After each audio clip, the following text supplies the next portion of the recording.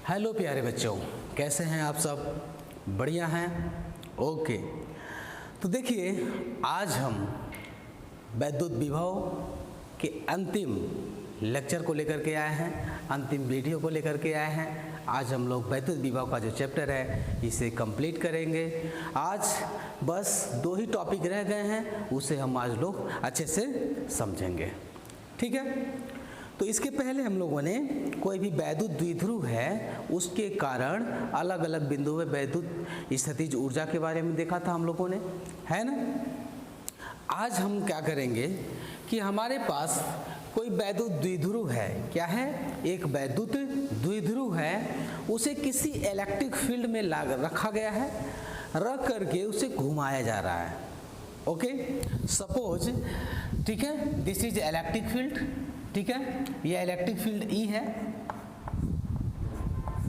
ठीक है, यहाँ लेफ्ट से राइट की ओर वैद्युत बल रेखाएं जा रही हैं, अर्थात यहाँ कहीं पॉजिटिव चार्ज होगा, इसके कारण वैद्युत बल रेखाएं इधर जा रही हैं। या हो सकता है इधर निगेटिव चार्ज हो, इसके कारण वैद्युत बल रेखाएं इधर की ओर जा रही हैं। या ऐसा हो सकता है कि इधर पॉजिटिव हो और इधर निगेटिव दोनों हो। तो एनी हाउ कोई स्थिति चाहे कोई भी हो, हमें ये पता है कि कहीं भी एक समान वैद्युत क्षेत्र ई है। उस एक समान वैद्युत क्षेत्र में हमने एक वैद्युत द्विध्रुव को ऑलरेडी रखा है। ठीक है, अब रखने में भी क्या है कि उसे किस सिचुएशन में रखे हैं। अगर वैद्युत द्विध्रुव को इस तरीके से रखा जाए कि उसका जो वैद्युत द्विध्रुव आघूर्ण P होता है ना, वह P अगर ऐसे रखे, माइनस क्यू इधर हो प्लस क्यू इधर हो, तो P क्या होगा? इलेक्ट्रिक फील्ड के एलांग होगा। तो उसको हम लोग बोलते हैं साम्य अवस्था में। क्या है? साम्य अवस्था स्थिति, इक्विलिब्रियम पोजीशन। ठीक है, ओके, इसको हम लोग बोलते हैं इक्विलिब्रियम पोजीशन या साम्य अवस्था स्थिति। जब P, जो इलेक्ट्रिक डाइपोल मोमेंट P है, उसकी दिशा और इलेक्ट्रिक फील्ड दोनों की दिशा एक ही हो, तब कहते हैं कि जो हमारा वैद्युत द्विध्रुव है वह साम्य अवस्था में है, अपने इक्विलिब्रियम पोजीशन में है, संतुलन की अवस्था में। क्यों? क्योंकि उस समय कोई भी जो है आघूर्ण कार्य नहीं करता है। ठीक है, आगे वो समझ में। तो यह वैद्युत द्विध्रुव ऐसे रख दिया गया है। ठीक है, तो इसमें कोई भी टार्क काम नहीं करता, कोई भी आघूर्ण कार्य नहीं करता है। लेकिन अगर यह वैद्युत क्षेत्र से थीटा कोण बनाते हुए रखा जाए, क्या हो? वैद्युत क्षेत्र से थीटा कोण बनाते हुए रखा जाए, यानी P और E के बीच में कितना एंगल हो बच्चों? थीटा कोण हो जाए। इधर ये P हो गया और इधर E हो गया। ठीक है, दोनों के बीच में क्या हो? थीटा कोण हो। इधर हमारा ये माइनस क्यू हो गया, इधर ये प्लस क्यू हो गया। तब क्या होता है? पिछले वीडियो में हम लोगों ने देखा था कि जब भी किसी वैद्युत क्षेत्र में कोई वैद्युत द्विध्रुव है वह थीटा कोण बनाते हुए रख दिया जाएगा, तो उस पर तुरंत एक वैद्युत द्विध्रुव आघूर्ण P कार्य करने लगता है। ठीक है ना, उस पर एक वैद्युत द्विध्रुव आघूर्ण के कारण एक डाइपोल है ना, के कारण वैद्युत द्विध्रुव के कारण एक बलयुग्म कार्य करने लगता है, टाउ। क्या कार्य करता है? टाउ। और टाउ इज इक्वल टू क्या हो जाता है? P क्रॉस E के।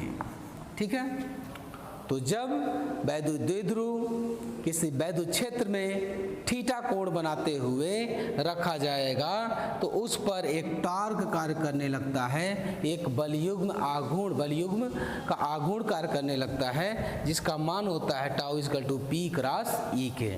या ये हो जाता है tau is equal to PE sine theta के। और यह टार्क क्या करता है? इसको रोटेट करके इसका इंटेंशन होता है कि इसको पुनः इसके साम्य अवस्था में लाने की कोशिश करता है। ठीक है, तो ये टार्क कार्य करने लगता है।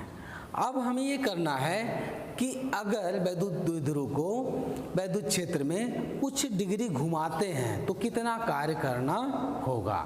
तो एक समान वैद्युत क्षेत्र में में रखे में वैद्युत द्विध्रुव को घुमाने में किया गया कार्य। कोई वैद्युत द्विध्रुव उसको घुमाइए, कितना कार्य करना पड़ेगा, यही हमें देखना है। ठीक है, तो हम लोग मान लेते हैं, ठीक है, माना कि जो इलेक्ट्रिक डाइपोल है, इलेक्ट्रिक डाइपोल, ठीक है, वैद्युत क्षेत्र ई से थीटा कोण बनाते हुए रखा है, बनाते हुए रखा है। इसका मतलब क्या हो गया कि एंगल बिटवीन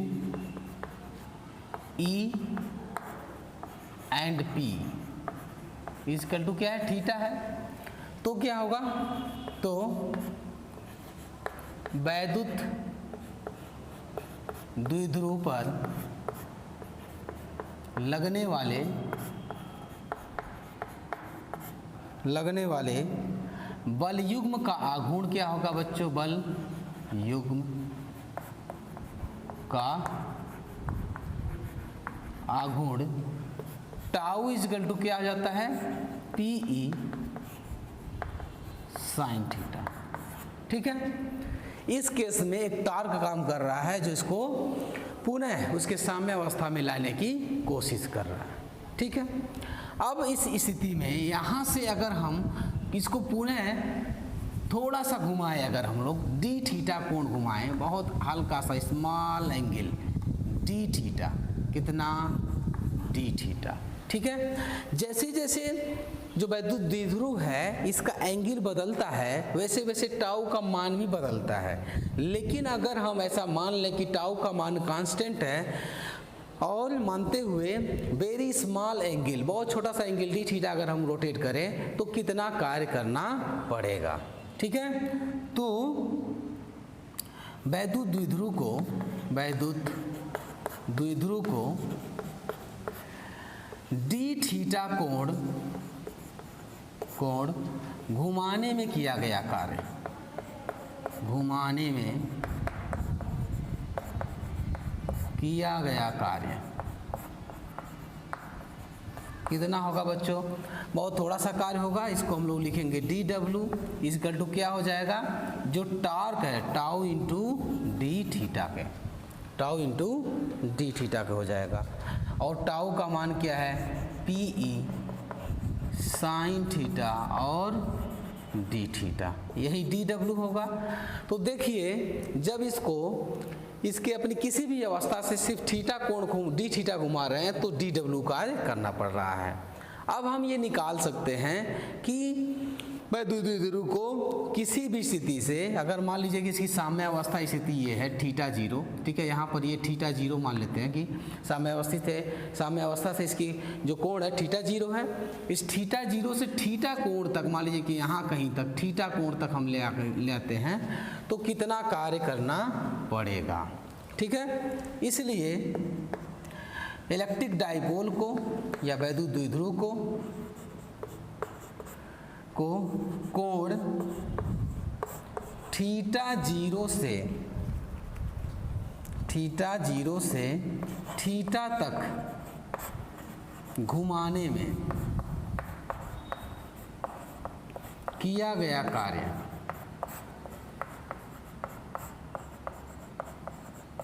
कितना कार्य हो गया बच्चों, इसको हम लोग लिख सकते हैं कि W is equal to integration of d डब्ल्यू को इंटीग्रेट करिए कहाँ से कहाँ तक, थीटा जीरो से थीटा तक, इसकी वैल्यू रख दिया जाए तो ये हो जाएगा पीई साइन थीटा, डी डब्ल्यू की जगह पे PE sine theta d theta हो जाएगा। तो इसमें से पीई बाहर निकाल दीजिए तो ये हो जाएगा पीई इंटीग्रेशन साइन थीटा और डी थीटा, और ये थीटा जीरो से थीटा तक। ठीक है, इसको और सॉल्व करिए तो क्या हो जाएगा बच्चों, ये हो जाएगा पीई और साइन थीटा का इंटीग्रेशन लेते हैं हम लोग तो क्या आता है माइनस कास थीटा, और ये थीटा जीरो से थीटा तक। इसको सॉल्व करेंगे तो ये आ जाएगा पीई और माइनस कास थीटा और minus minus plus cos theta 0 है ना। तो यहाँ तक नोट कर लीजिए, आगे हम मिटा करके लिखने वाले हैं, इसी को ऊपर लेकर के आएंगे, ठीक है। तो क्या वैल्यू आ गया, W इजकल टू आ गया हमारा PE, और ये पॉजिटिव वाले को पहले लिख दिया जाए cos theta 0 minus cos theta, ठीक है। ये इक्वेशन 2 हो गया। ये हो गया कि यदि हम वैद्युत द्विध्रुव को थीटा से थीटा 0, मतलब हमारा वैद्युत द्विध्रुव कहीं यहाँ है, अभी ओरिजिन जो इसका मूल स्थिति है, मैंने इलेक्ट्रिक फील्ड का डायरेक्शन ये है, तो यहाँ अभी ये थीटा 0 है यहाँ, ठीक है, यहाँ कहीं है, इसका पी का डायरेक्शन यहाँ कहीं होगा, मान लीजिए माइनस क्यू है और ये प्लस क्यू है, तो अभी थीटा 0 बना रहा है। अब इस थीटा 0 से थीटा कोण है, यहाँ अभी थीटा था, यहाँ कहीं ला के रख दिया हमने मान लीजिए, या और कहीं ऐसे कहीं ला के रख दिया, इतना घुमा दिया, तो ये पूरा मान लीजिए कि थीटा है, तो थीटा 0 से थीटा इतना कोण घुमा दिया गया, तो कितना कार्य करना पड़ेगा, तो किया गया कार्य हो जाएगा PE cos theta 0 minus cos theta. Okay, तो इसको बढ़िया से समझ लें, आ रही बात समझ में। तो this is the work which will be done by rotating a electric dipole from angle theta 0 to theta in an external electric field। किसी भी बाह्य वैद्युत क्षेत्र में अगर थीटा 0 से थीटा कोण तक उस वैद्युत द्विध्रुव को हम घुमाते हैं तो हमें इतना कार्य करना पड़ेगा। ओके, इसकी कुछ स्थितियां हैं, आइए जरा इसे देख लेते हैं हम लोग, ठीक है। कुछ केसेस हैं, केस, ठीक है। पहला क्या है कि अगर हम क्या करें थीटा 0, ठीक है, साम्यावस्था से यदि क्या करें, यदि द्विध्रुव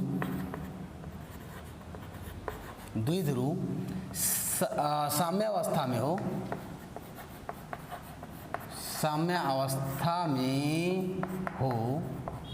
इसका मतलब क्या हुआ कि थीटा 0 बराबर थीटा 0 डिग्री, तब क्या हो जाएगा,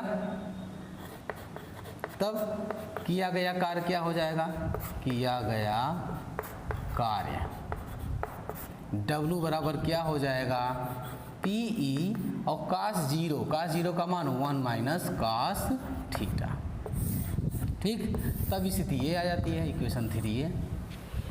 ये था जब थीटा से थीटा 0 से थीटा तक था। ये था जब साम्यावस्था से, मैंने इलेक्ट्रिक फील्ड के डायरेक्शन में वैद्युत द्विध्रुव रखा है, वहां से थीटा डिग्री कोण घुमाया जा रहा है, तब इक्वेशन हो जाता है W equal to PE 1 minus cos theta के, ठीक है। इसको ऐसे करते हैं, ये है नोट हमारा, ठीक है। इसमें अब केसेस हैं, केस क्या है कि यदि साम्यावस्था से 90 डिग्री घुमाया जाए, है ना, पहला है इफ थीटा इजकल टू 0, यानी साम्यावस्था से, मतलब ये देखिए यहाँ पर समझ लीजिए कि साम्यावस्था ये हो गया कि इलेक्ट्रिक फील्ड इधर है, हमारा डाइपोल ऐसे इधर ही कहीं Q0 माइनस Q है, यहाँ प्लस Q है, लेकिन इसको कहाँ घुमा दिया गया 90 डिग्री तक यहाँ। अब माने हमारा ये प्लस Q यहाँ कहीं आ गया, माइनस Q यहाँ आ गया, ठीक है। तो कितना डिग्री घुमा गया 90 डिग्री, है ना, ऐसे रखा हुआ था, इसको ऐसे रोटेट कर दिया गया। तो if theta is equal to 90 degree तक घुमा दिया जाए तो क्या होगा इस इक्वेशन से, तो W इजकल टू क्या हो जाएगा PE 1 माइनस cos 90 का मान 0, तो ये हो जाएगा W इजकल टू PE के। तो हमें PE कार्य करना पड़ेगा इतना जूल, ठीक है। दूसरी स्थिति क्या है, यदि क्या हो, हम क्या करें, वैद्युत द्विध्रुव हमारा ऐसे मूल ओरिजिनल अवस्था में ऐसे है, इसको घुमा के 90 लाए, 90 ला के फिर इतना घुमा दिए, यानी प्लस Q इधर आ गया और माइनस Q यहाँ आ गया, तो कितना डिग्री घुमा 180 डिग्री, ठीक है। तो यदि क्या हो थीटा का मान 180 डिग्री हो जाए तो क्या कितना कार्य करना पड़ेगा, W is equal to PE 1 minus cos 180 का मान हो जाता है -1 माइनस और -1 आया बच्चों समझ में? तो माइनस माइनस प्लस हो जाएगा, तो ये हो जाएगा PE और यहाँ आ गया क्या 2, तो 2 PE आ जाता है। ठीक है, तो यहाँ पर W = आ गया 2 PE के दूना हो गया। ओके, इतना जूल 2 PE जूल। ठीक है, तो ये टॉपिक यहाँ कंप्लीट होता है कि कोई भी वैद्युत द्विध्रुव है, किसी वैद्युत क्षेत्र में अगर थीटा 0 से थीटा को घुमाते हैं तो ये इतना कार्य करना पड़ेगा PE cos theta 0 minus cos theta. अगर उसके ओरिजिनल या साम्य अवस्था से घुमाते हैं थीटा कोण तक तो 1 माइनस cos थीटा हो जाता है। अगर 90 डिग्री घुमाएंगे तो PE कार्य करना पड़ेगा, अगर 180 डिग्री घुमाएंगे तो 2 PE जूल कार्य करना पड़ता है। ओके, तो यह एक टॉपिक कंप्लीट हुआ। अब एक और टॉपिक रह गया है, वो भी बहुत इजी सा है। ठीक है, उससे हम लोग देख लें और इसी के साथ ये चैप्टर कंप्लीट होगा।